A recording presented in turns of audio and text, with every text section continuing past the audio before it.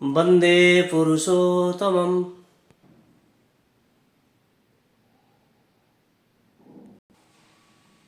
जय गुरु। परम ब्रह्म श्री ठाकुर अनुकूल चंद्र इष्टभूति को लेकर जो विधान दिए हैं, विभिन्न ग्रंथों से संग्रह करके आप लोगों के सामने परिवेशन करने का प्रयास आरंभ किए हैं। आज हम आलोचना रखेंगे भ्रातृभोज्य और भूतभोज्य के। परम ब्रह्म श्री ठाकुर अनुकूल चंद्र इष्टभूति के पूर्णांगता के लिए इष्टभूति के साथ और दो भोज्य के विधान रखे हैं, भ्रातृभोज्य और भूतभोज्य। इससे क्या होता है? इससे हमारे बीच में सहमति बढ़ता है, पारस्परिक सहृदयता बढ़ता है, अपने परिवेश को सबको लेके एक मंगलमय पथ पर चलने का जो प्रेरणा दिए हैं। तो इसको लेके श्री ठाकुर विभिन्न ग्रंथों में क्या बोल रहे हैं, आइए आलोचना रखते हैं।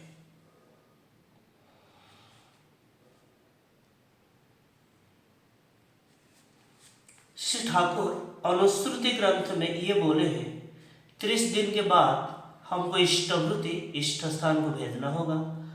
उसके बाद श्री ठाकुर बोले हैं, इष्ट स्थाने पाठास्था इष्ट स्थाने पाठिए दिए आरो दुटी भोज्य राखिस गुरु भाई बा गुरुजने दुजना के সেইটি দিস পাড়া পড়োশির সেবার কাজে রাখিস কিন্তু কিছু আর উপযুক্ত আপদগ্রস্তে দিতেই হবে চেটুকবার। এই সবগুলির আচরণে ইষ্টভূতি নিখুঁত হয়, এ না করে ইষ্টভূতি জানিস কিন্তু पूर्ण नय। अर्थात इष्टभूति को इष्ट स्थान को भेजने के बाद और दो भोज्य रखने की बात ठाकुर बोले हैं। उसके बाद पड़ा पड़ोसी उनके सेवा के लिए और कुछ रखने के लिए बोले हैं, और ये दोनों के बिना इष्टभूति पूर्णांग नहीं होता है। अनुश्रुति ग्रंथ में श्री ठाकुर पुनराय बोले हैं, इष्टभूतिर भ्रातृभोज्य अवज्ञा करे ने न पाए लक्ष्मी से ही तो ठेले नारायण चाहे ना। अर्थात जो इष्टभूति के बाद ये भ्रातृभोज्य नहीं करता है, अवज्ञा करके नहीं करता है, तो लक्ष्मी को पैर में धक्का देके और नारायण को भी नहीं चाहता है। इष्टभूतिर भ्रातृभोज्य अश्रद्धाते दे जे इतो भ्रष्ट स्ततो नष्ट और विलम्ब ही है से। अगर हम इष्टभूति के भ्रातृभोज्य अश्रद्धा से देते हैं तो इतो भ्रष्ट स्ततो नष्ट होते हैं। ये सब के बारे में आलोचना प्रसंग ग्रंथ में भी विस्तार भाव से ठाकुर वर्णन किए।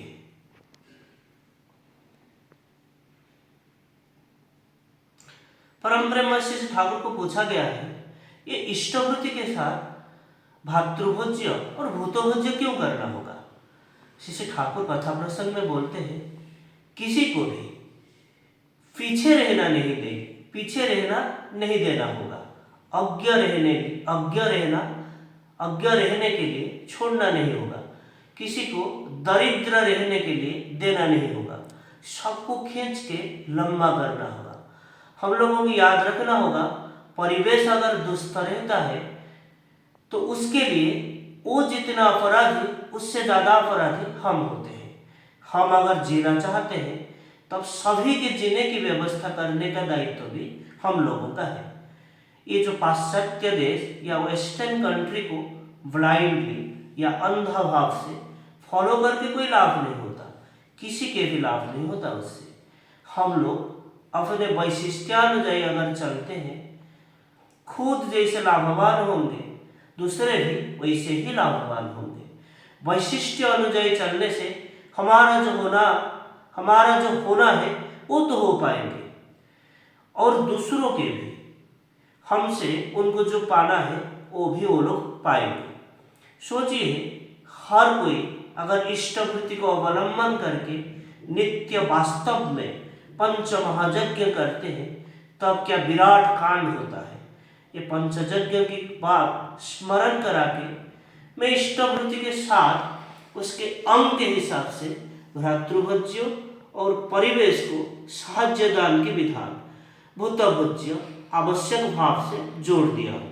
रोज हर कोई अगर हर किसी के लिए सोचते हैं, हर किसी के लिए करते हैं, एक प्रीतिपूर्ण पारस्परिक आदान प्रदान को सेवा विनिमय अगर सहज में उच्चारित होकर चलता है, तब कोई क्या खुद को असहाय सोच सकता है।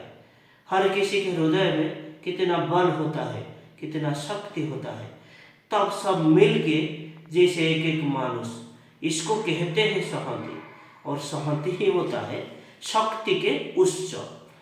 ये घटना आलोचना प्रसंग 10वां खंड 30 जनवरी 1948 की बात है।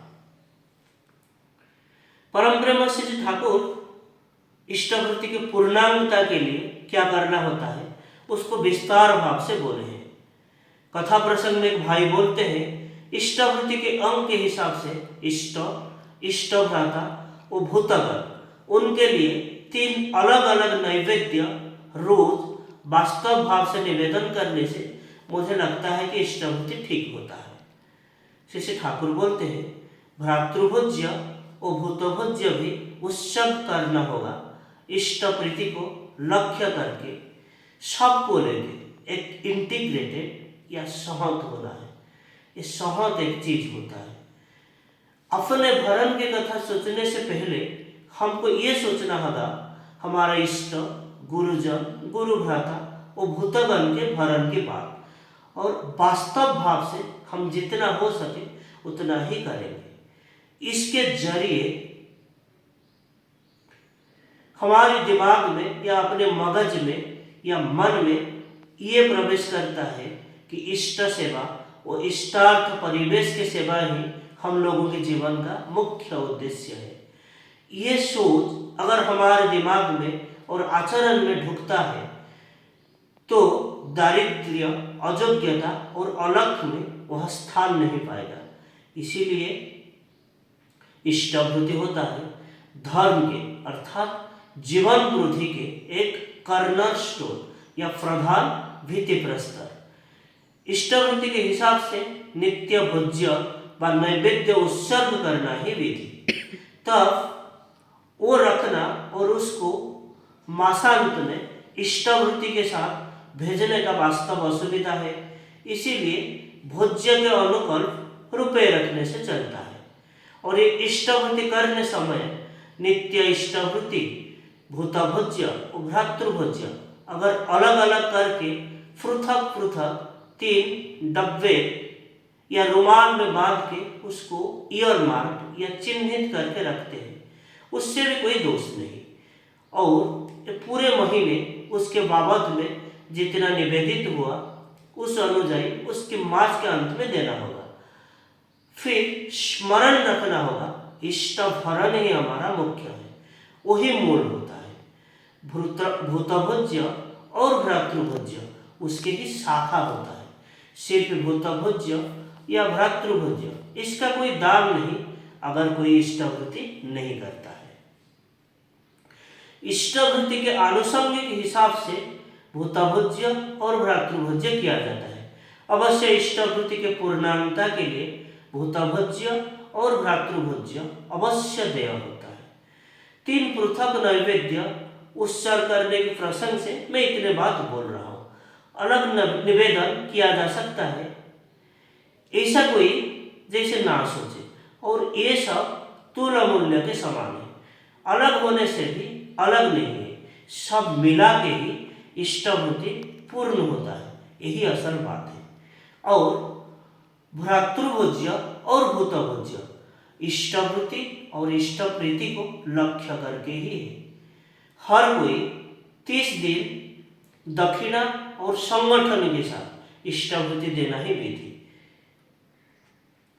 और इष्टवृत्ति भेजने के बाद उसके बाद भ्रातृभोज्य और भूतभोज्य दान की बात रख के और मास के अंत में या महीने के अंत में निवेदित इष्टार्घ्य पूरी तरह से इष्ट स्थान को भेज के अगर अलग करके भी देते हैं तो भी चलता है।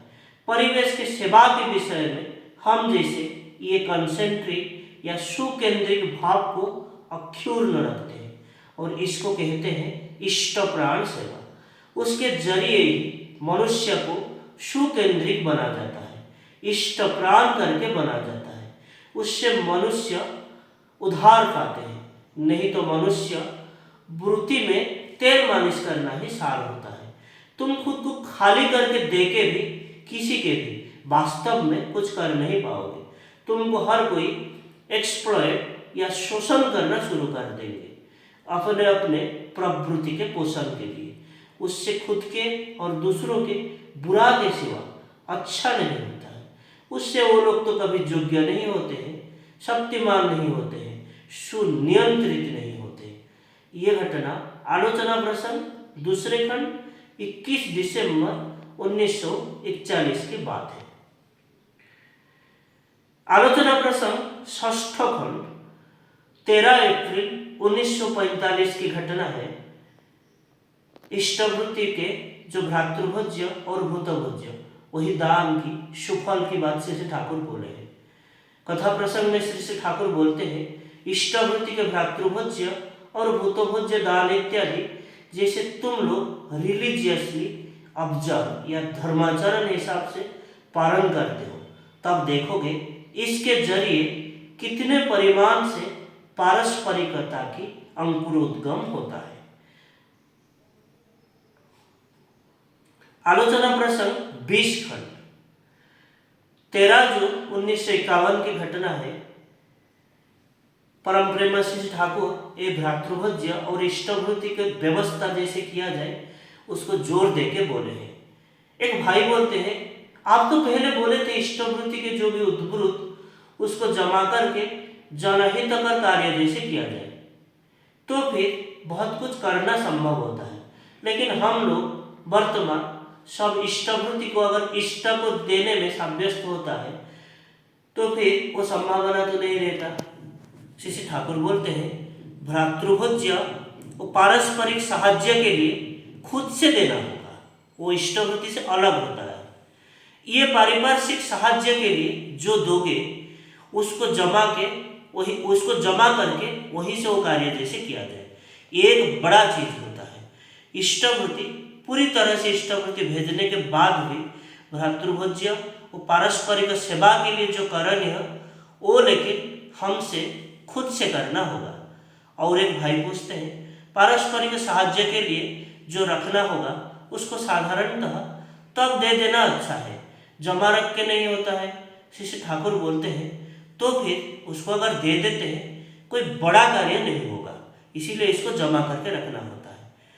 तब पहला व्यक्ति जो सवाल उठाए तो पूछते हैं वर्तमान की अवस्था में पारिपार्श्विक के सेवा के लिए जो देते हैं वो लेकिन सर्वत्र जमा रखने का व्यवस्था ही करना जरूरी है। श्री ठाकुर बोलते हैं जैसे सुविधा वैसे ही करने से होता है।